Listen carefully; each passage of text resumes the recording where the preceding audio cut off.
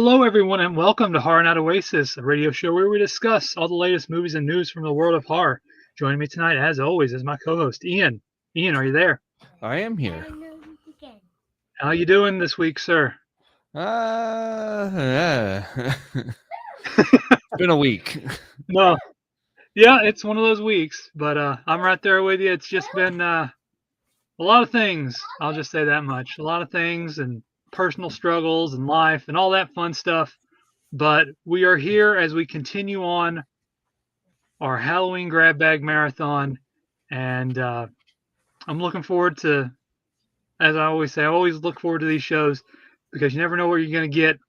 And this one, for our choice this week, we might as well just kick into it. Is our choice for Killer Witches from Outer Space. Killer Witches from Outer Space is directed by Milko Davis from 2024. Honestly, this was on our list for one of our choices from last year, but it didn't get chosen. And so it was one of those. It's like, you know what? If we have an opening, we'll include it, and that's kind of what we did here. And Killer Witches from Outer Space.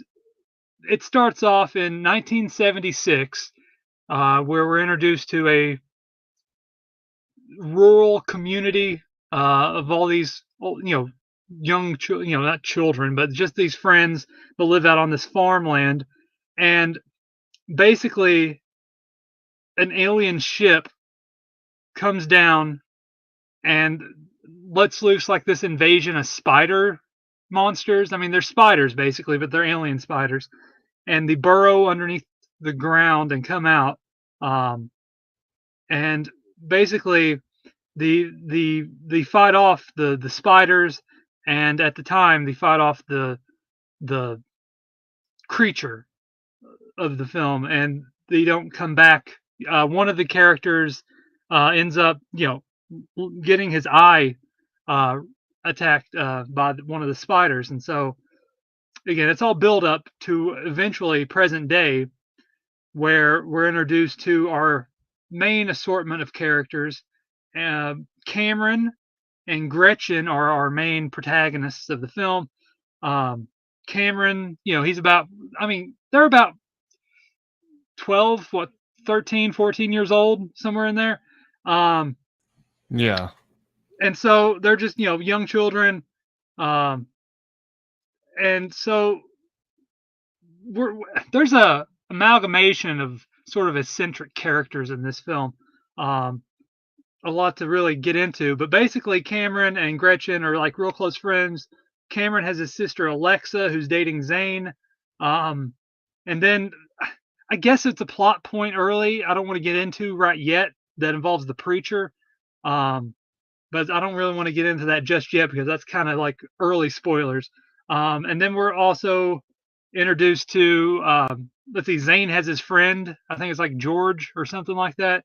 Um, and they're sort of like the outcasts, the rebels of the high school. They don't want to do no work and no schoolwork, and they're just kind of like dicking around most of the time, beatniks in a sense.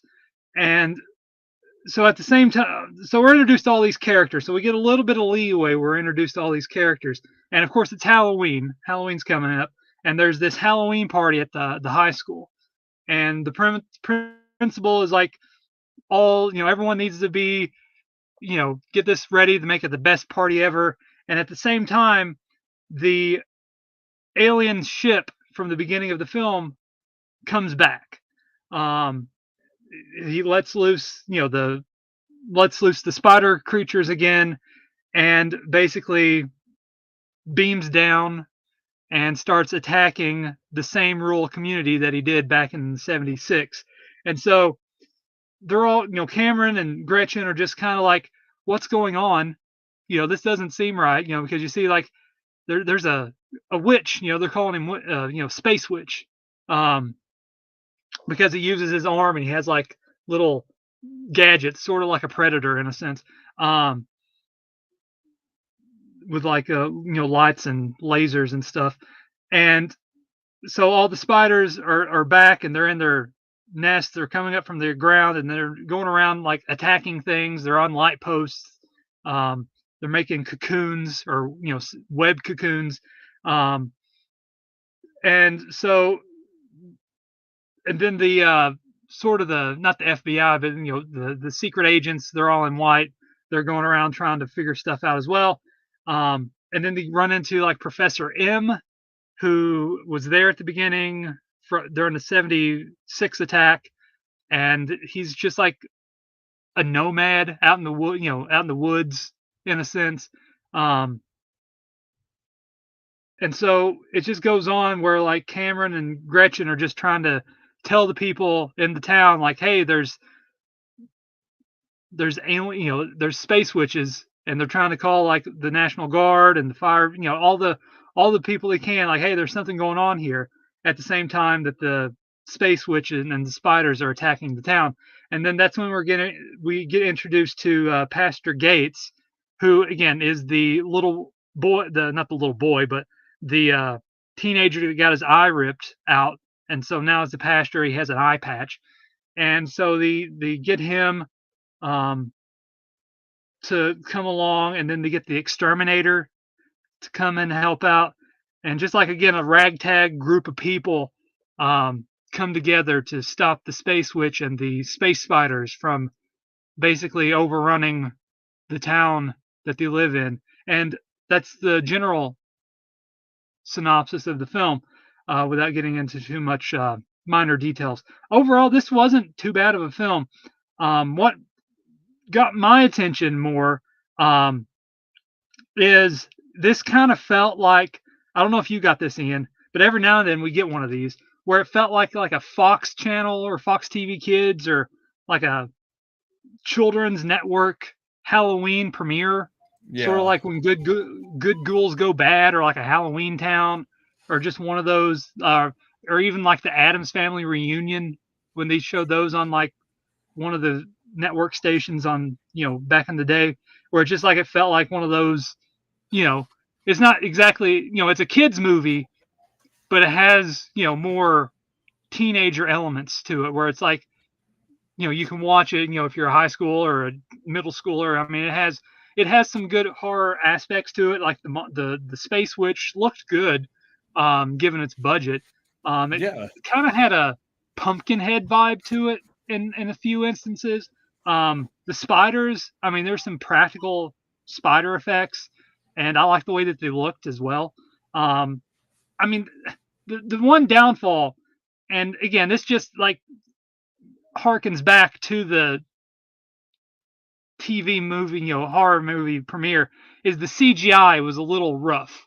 Where it's like, again, it's like very cheaply produced, just like it's TV channel budget, it's just network I TV. absolutely agreed. Yeah. Whereas like it's not the greatest effects, and especially towards the last act, it kind of, you can tell someone's standing on a green screen when they're supposed to be in a door. There's a lot of that, a lot of people standing close beside each other, and then just like everything around them is like CGI. There's even one instance where like the preacher is looking out the window and like the whole wall is moving, like where it was like digitally imposed. It just seemed, those little instances that, the naked eye can like make out it's CG. But overall, again, I'm just getting into the little, quirks of the film.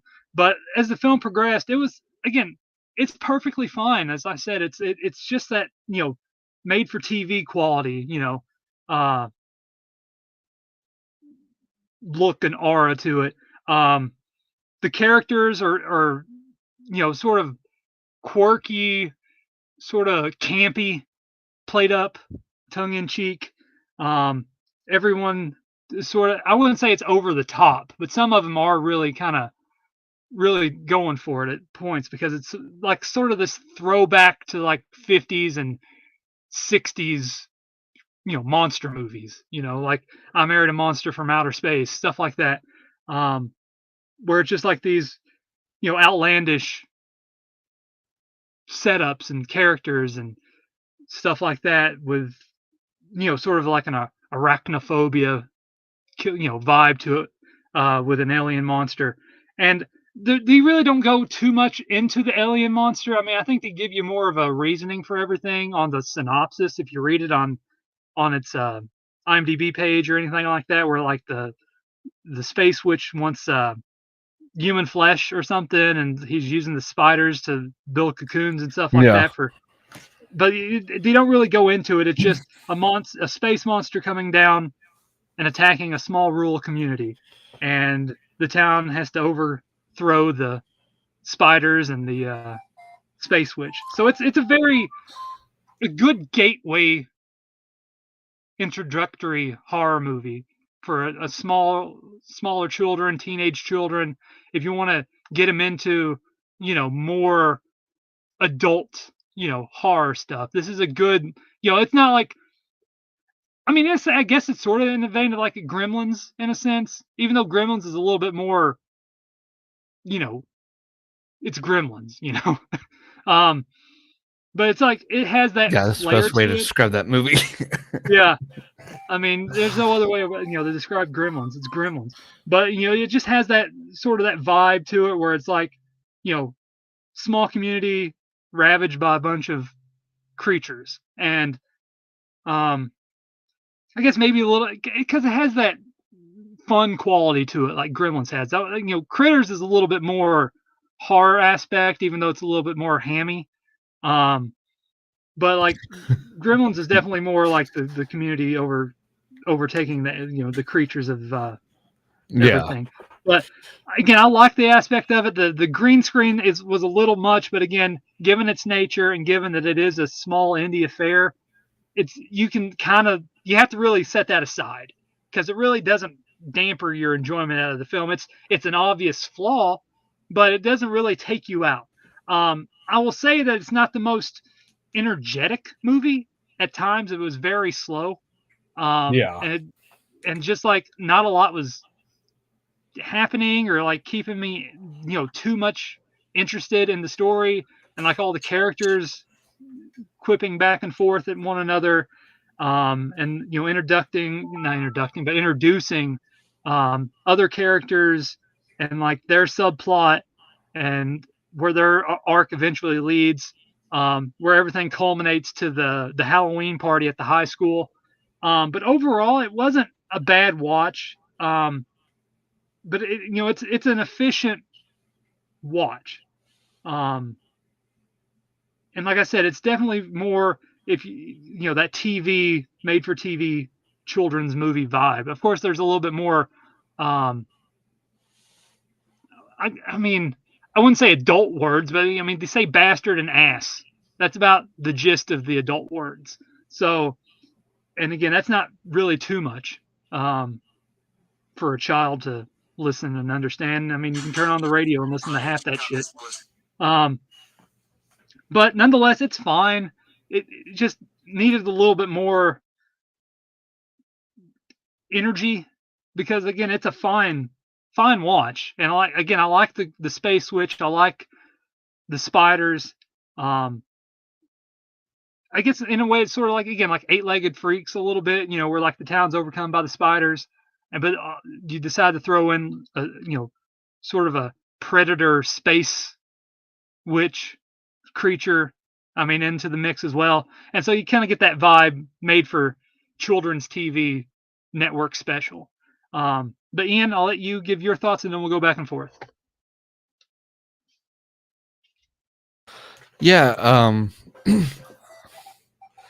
I was going to bring up a little bit of the pacing issues myself. And I was like, because some parts were like really interesting. And then it was just got like, I felt myself feel like I was like going through mud, whereas like some parts were like really okay to walk through, and then it just gets hard to move. And I was like, ugh. But the ending really made up for the slow parts, I felt, because just everything started happening and it was just so unhinged. Yeah. I was just sitting there just laughing. And it's been a while since I had a good laugh at a movie. And it's not like I'm just laughing at it because it's stupid. It was like, I mean, yes, it was a little stupid, but it was meant to be. And that's when we get a angry message like, no, it wasn't. This was cinema. No, but it was. I liked the way the creatures looked. I like the spiders. I was getting the spider webs and stuff was giving me Killer Clowns vibes a little bit. And I was like, okay. I was like, you're using what you know, and you're kind of making it your own. Like I give props to that. Like that's such a good idea. It's just like, hey, what are we gonna do? I have this idea, and it worked. And I'm like, okay. I mean, you use what you got. It was simple. It was not, it wasn't super overly complicated for their budget. And I thought it worked fine. It made sense to what they were trying to get. So, yeah. But I did enjoy like the preacher thing. I'm just laughing because of what what happens with the preacher. And that when he was talking to that boy. And but yeah, I did get Critter vibes as well because of just the random like when the aliens are talking and it has like the subtitles. It reminded me of when in Critters when the guy pulls the gun on it and the critter was like fuck and it like ran away. That was just kind of some of the scenes that was like sticking out to me the most, but like it was overall it was a fun watch.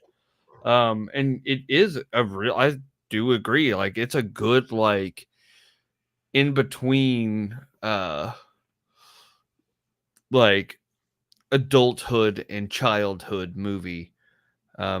Because while yeah they say a couple of like bad words or whatever, I've seen worse in PG films. Yeah, I I think mean, you can watch this and like put on Ernest Scared Stupid, and I think that'd be a good double feature. Or because it's both Halloween, they're both again small town overrun by a threat. One's a troll, one's a space witch. yeah, and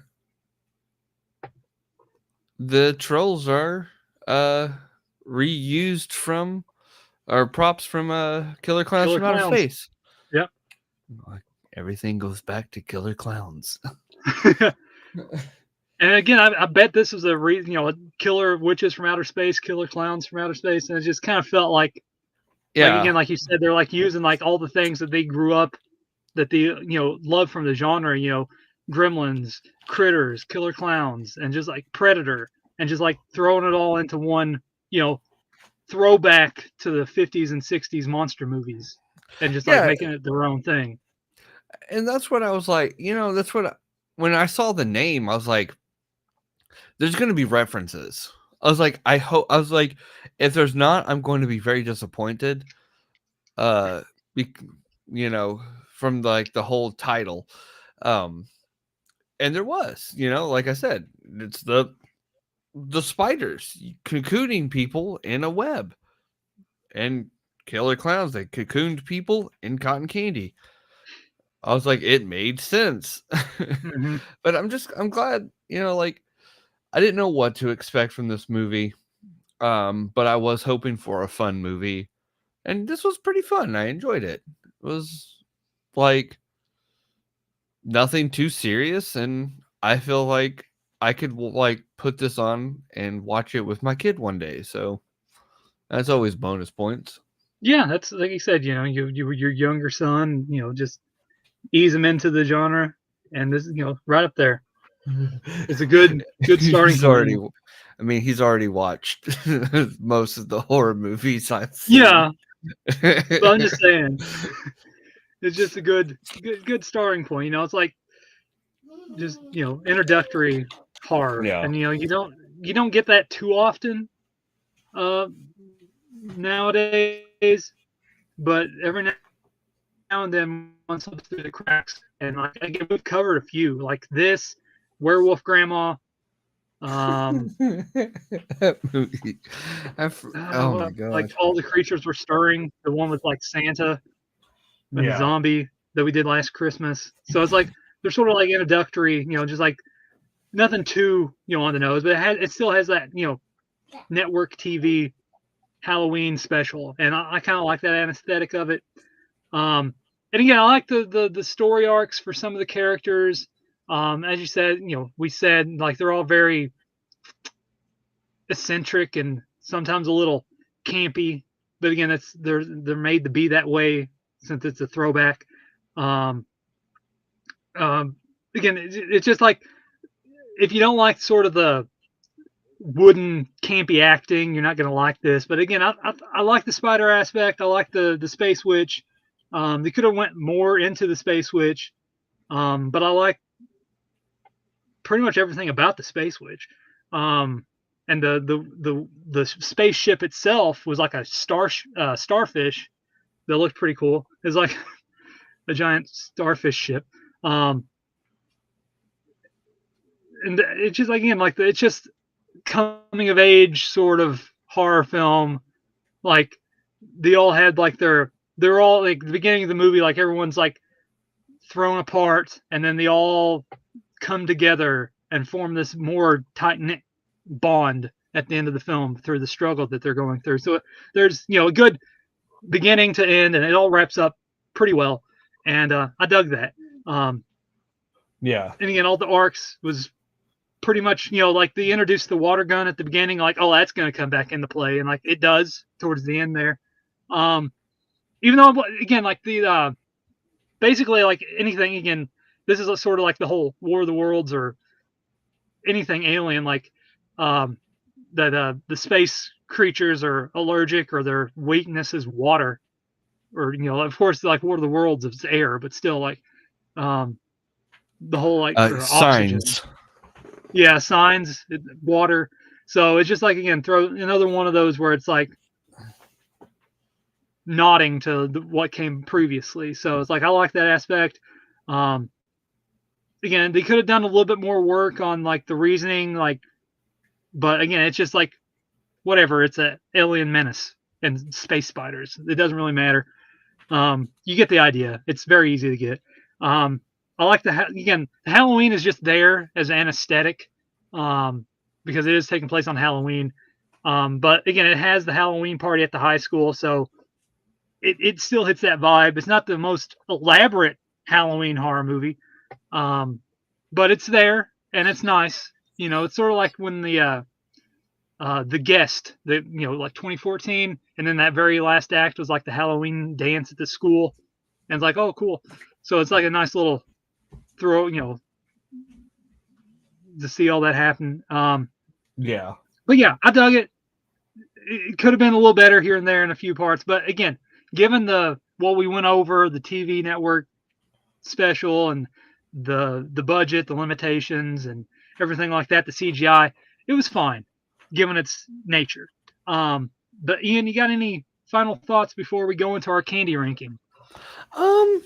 I think we covered everything, honestly. It was it was a fun watch.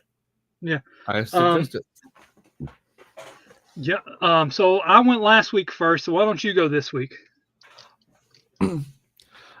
So I was thinking, this movie, it was a little nice little treat. It was kind of, slow in some spots and pretty extra toward the end. So I was thinking, like one of those baby bottle pops things where you like shake it and get the powder, and then sometimes you don't get enough powder on it, and you're still like, meh. And then you get too much on something.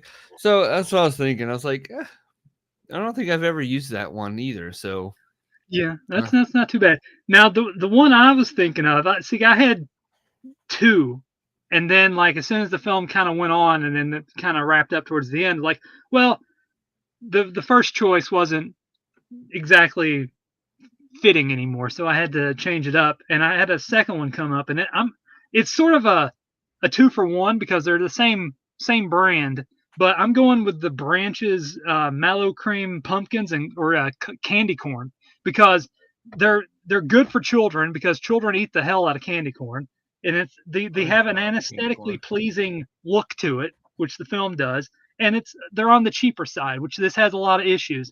I mean, it's not the greatest tasting or has the best flavor, but it's good for the season, and the a lot of children eat them up. So I'm going, the Branches, candy corn and the pumpkins.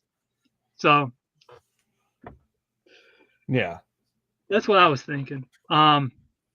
Because we really just hand those out all the time to kids, especially when I was younger. It's like candy corn or nothing. And it's just like, they're good. I mean, they're kind of plain tasting, which again, I wouldn't say, I mean, the film's plain, but just for the anesthetic and just the how, basically all the things that I talked about in the review. I mean, it made sense for candy corn and those pumpkins. Because like, again, they're good for children. They're a little bit cheaper. They're passed out a lot, and it's a good stepping stone introductory movie. And like, again, it looks good. Like, again, the pumpkins and the candy corn, they look good like the creatures and the spiders do. There's not a lot of flavor, and they're kind of, chalky, which the film can be a little bit like campy. So it just kind of made sense to do that.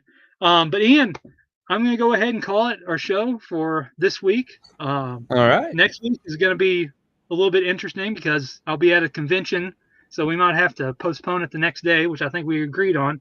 But it depends on how I feel. Maybe I want to go live that night and talk about the convention and while everything's still before fresh. we go into our movie. But as always, Ian, it's great talking with you, and Likewise. I appreciate everyone for listening, and we will see you next time as we continue on our Halloween Grab Bag Marathon here on Horror Night Oasis.